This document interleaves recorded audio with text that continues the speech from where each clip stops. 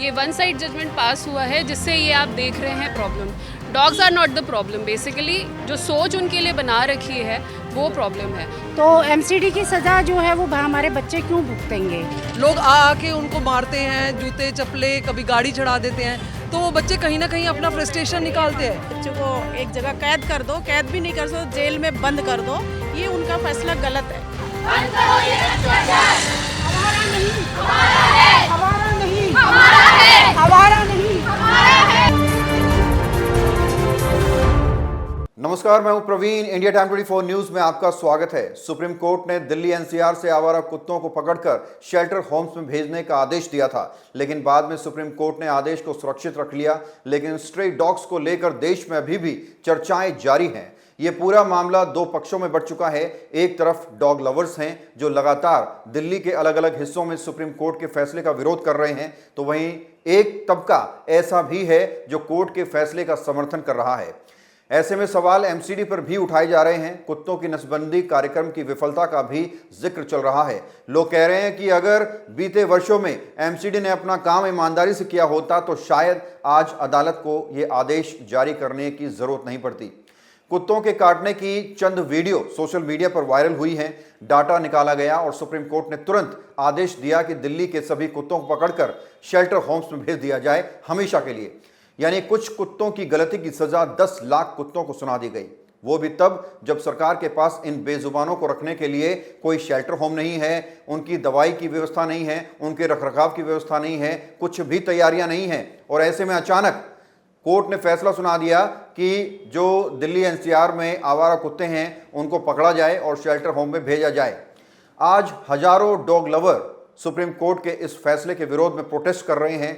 वो ये कह रहे हैं कि सुप्रीम कोर्ट ने उनके बच्चों को उनसे अलग करने का फरमान जारी किया है। ये वो लोग हैं जो बेजुबान जानवरों से बेहद प्यार करते हैं, उन्हें घरों में रखते हैं, उन्हें खाना खिलाते हैं, यानी ये पूरा मामला उनकी भावनाओं से जुड़ा है। प्रोग्राम जो दिल्ली का सुप्रीम कोर्ट में जो फैसला निकाला है कि इन बच्चों को एक जगह कैद कर दो, कैद भी नहीं कर सकते, जेल में बंद कर दो, ये उनका फैसला गलत है। क्योंकि ये जो गलती है ये एमसीडी का है। आज से 24 साल पहले एक रूल निकाला था जो इनको स्टेरिलाइजेशन पे ध्यान दिया जाए, स्टेरिलाइज करा जाए तो इनका जनसंख्या कम हो जाएगा। लेकिन एमसीडी ने वो काम किया नहीं और दिल्ली में इनके तादादी बहुत बढ़ गया। इसकी वजह से उनका सज़ा, एमसीडी का सज़ा आज हमारे बच्चों को दिया जा रहा है। ये सबको पता है, अगर एजुकेटेड पीपल पता है कि अगर किसी के काटने से कुछ चीज़ प्रॉब्लम है तो उसके प्रिवेंशन के लिए इंजेक्शन भी हैं। तो लोग इंजेक्शन क्यों नहीं लगाते? क्योंकि रेबीज़ हर डॉग में रेबीज़ नहीं होता, और डॉग तभी काटता है जब उसको छेड़ा जाता है। क्योंकि कोई भी ऐसा नहीं है जिसको बिना छेड़े वो काटना स्टार्ट कर दे। वो तो बच्चे आराम से रहते हैं, अपना आराम से खाना खाते हैं और एक जगह सो जाते हैं। लोग आके उनको मारते हैं, जूते चप्पले, कभी गाड़ी चढ़ा देते हैं, तो वो बच्चे कहीं ना कहीं अपना फ्रस्ट्रेशन निकालते हैं। आजकल जो मेन वीडियोस आ रही है, रेप करते हैं और वो उनको अपने हिसाब से यूज़ करते हैं बच्चों को, तो ये बहुत गलत है। देखिए, कोर्ट ने आदेश दिए हैं। हाँ, जो कोर्ट ने आदेश दिया है और उनके सामने जो आंकड़े पेश किए गए हैं, अभी ये पता चला है कि वो आंकड़े सच्चे नहीं हैं। यानी जो डिफेंस में देखे वो आंकड़े पेश नहीं किए गए। कहते हैं कि रेबीज़ से बहुत डेथ हुई है, लेकिन अभी बताया गया रेबीज़ खाली कुत्ते से नहीं होती, रेबीज़ तो हर जानवर में है, बंदर में, गाय में है, बंदर में, चूहे में है। क्या इंसान बच पाएगा? लेकिन रेबीज़ का प्रिकॉशन ये है कि वो इंजेक्शन ले। अभी पता चला है कि ये रेबीज़ के जो केसेस हैं वो खाली 1% है। जो इन्होंने बोला वो 1% है, इतने नहीं है जितने दिखाए गए हैं। दूसरी बात ये है कि जिस तरह से कुत्ते हटाए जा रहे हैं और गवर्नमेंट ने जो इतना बड़ा बजट सैंक्शन किया है, इसके पीछे क्या घोटाला है? इतना सारा बजट, ये फिर खाने की तैयारी है, ये पैसा लोगों की जेबों में जाएगा। गलत इसलिए है क्योंकि जो एमसीडी का काम था वो एमसीडी ने नहीं करा, तो उस वजह से एमसीडी वो सज़ा दूसरे को मिल रही है। तो एमसीडी की सज़ा जो है वो हमारे बच्चे क्यों भुगतेंगे? तो यही है कि हम तो यही कहेंगे कि आप उसका सोल्यूशन निकालो जो भी है, और वो उसको कि मैं तो ये बोलूँगी कि ये वन साइड जजमेंट पास किया गया है। बिकॉज़ जो हम फीड करते हैं, हम ध्यान देते हैं इन बच्चों का, हम केयर करते हैं, एटलीस्ट हमारा कंसेंट भी सुनना चाहिए। ये वन साइड जजमेंट पास हुआ है, जिससे ये आप देख रहे हैं problem. Dogs are not the problem, basically जो सोच उनके लिए बना रखी है वो प्रॉब्लम है। तो वो बदलने की ज़रूरत है। और एटलीस्ट जैसे ये सुओ मोटो केस था, बहुत से ऐसे केसेस हैं इंडिया में, आई डोंट थिंक कि ये ही बहुत मेन केस है, कंसिडर किया जा सकता था। बहुत ही ऐसे केस हैं जो पेंडिंग पड़े हैं। इसके पीछे भी बहुत सारी प्लानिंग एंड प्लॉटिंग है जो हमें लगता है, तो we have to see it. अभी हाल ही में हमने आपको खबर दिखाई थी कि महावरी क्लेम में 2 मंदिरों के बीच एक मीट शॉप बन रही थी, जिसका विरोध क्षेत्र की महिलाओं ने किया, क्योंकि यह पूरा मामला महिलाओं की आस्था से जुड़ा था, उनके विश्वास से जुड़ा था। इसके बाद पुलिस ने उस दुकान को बंद करा दिया। अब जो कुत्तों पर सुप्रीम कोर्ट का आदेश आया है, ये भी लाखों लोगों की भावनाओं से जुड़ा है, तो क्या इस पर फिर से विचार नहीं किया जाना चाहिए? वर्तमान में कुत्तों को लेकर एमसीडी की जो व्यवस्था है वो ये है कि एमसीडी कुत्तों को उठाती है, उनका वैक्सीनेशन करती है, सैनिटाइजेशन करती है और उसी जगह पर उन कुत्तों को छोड़ दिया जाता है। इससे ना कुत्तों को कोई परेशानी होती है और ना ही डॉग लवर्स को। अब जो कोर्ट का आदेश आया है वो ये है कि सभी कुत्तों को उठाया जाए और हमेशा के लिए शेल्टर होम यानी पोन में छोड़ दिया जाए। अब आपको बता दें कि सरकार के पास ऐसी कोई व्यवस्था नहीं है, शेल्टर होम्स नहीं है जहां कुत्तों को छोड़ा जाए। अब आप सोचिए 10 लाख कुत्तों को कहां छोड़ा जाएगा? क्या उन्हें एक खुले मैदान में छोड़ दिया जाएगा जहां धूप में, बारिश में, भूख से मारे जाएंगे, वो तड़प तड़प कर मरेंगे, इसलिए वहां उनको छोड़ दिया जाएगा? हमारा मानना है कि अगर ऐसा होता है, अगर सारे कुत्ते उठा लिए जाते हैं तो समाज में अपराध के मामले भी बढ़ेंगे। बहुत सारे इलाकों में कुत्ते सिक्योरिटी गार्ड का काम करते हैं। चोर उचक्कों को पुलिस का इतना डर नहीं होता जितना इन कुत्तों का होता है। कुछ भी गड़बड़ होती है गली में, मोहल्ले में, तो कुत्ते शोर मचा देते हैं और लोगों को पता चल जाता है कि कुछ ना कुछ गड़बड़ है, कोई घुस आया है। और आप जैसे कि जानते हैं कि पुलिस सिस्टम कितना दुरुस्त है अपनी दिल्ली में, कितनी पेट्रोलिंग करता है, इन चीज़ों से हम सब लोग वाकिफ़ हैं।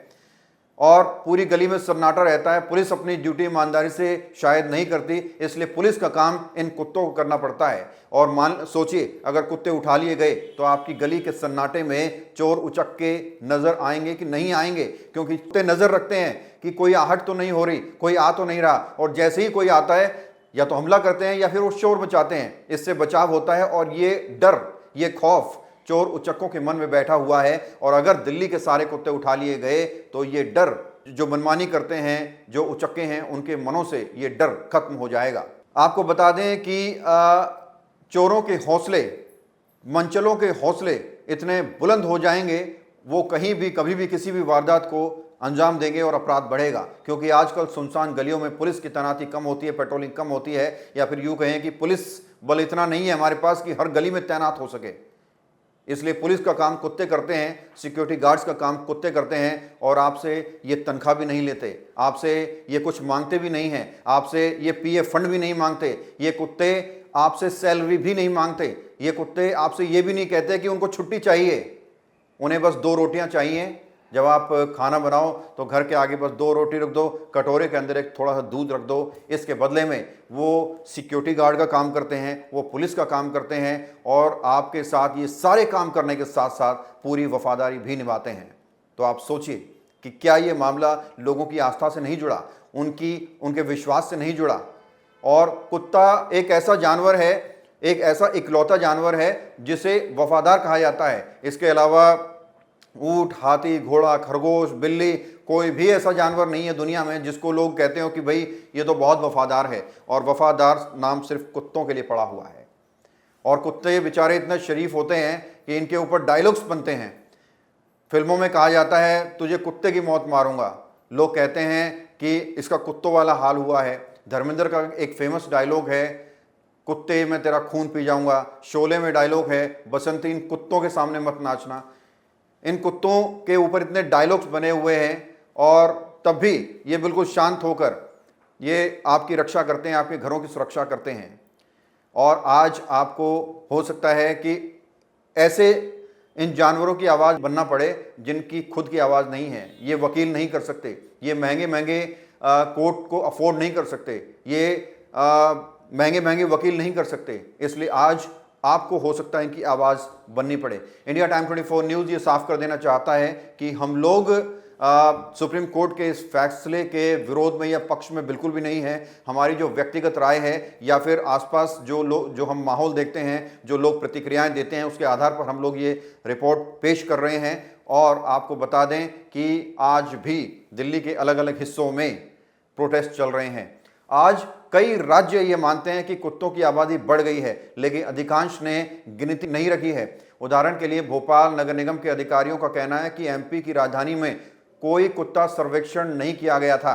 भोपाल नगर निगम के पशु चिकित्सक पीपी सिंह ने कहा, आवारा कुत्तों की आबादी का वास्तविक डाटा उपलब्ध नहीं है, इसलिए हमने बेंगलुरु स्थित कॉलेज द्वारा किए गए एक अध्ययन के आधार पर एक 1.22 के कुत्ते से मानव अनुपात के अनुसार भोपाल की कुत्ते की आबादी का अनुमान लगाया। गिनती के बिना धन और प्रभावी नीतियों के लिए जोर देना मुश्किल है।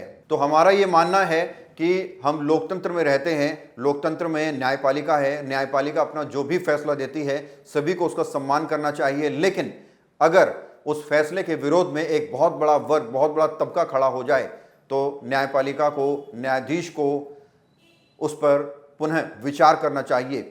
और जबकि हो ये भी सकता था कि कोर्ट ये आदेश देता कि भाई तमाम जो नगर निगम हैं, जो एमसीडी हैं, वो एक टीम गठित करें और टीम गठित करने के बाद जो एरिया की RWA है, जो क्षेत्र के निवासी हैं, उनसे संपर्क किया जाए, आपसी तालमेल बनाया जाए और ऐसे कुत्तों की पहचान की जाए जो कटकने हैं या पागल हैं या फिर जिनसे खतरा है लोगों को। ऐसे कुत्तों को चुनकर उन्हें उठाया जाए तो ये कुछ गलत नहीं था, क्योंकि वो समाज के लिए, बच्चों के लिए, महिलाओं के लिए खतरा है।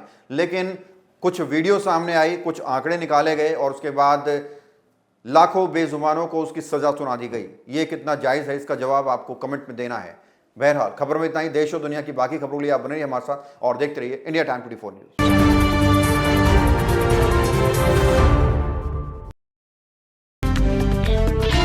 खबरों से खबरदार रहने के लिए चैनल को सब्सक्राइब करें और प्रेस करें बेल आइकन।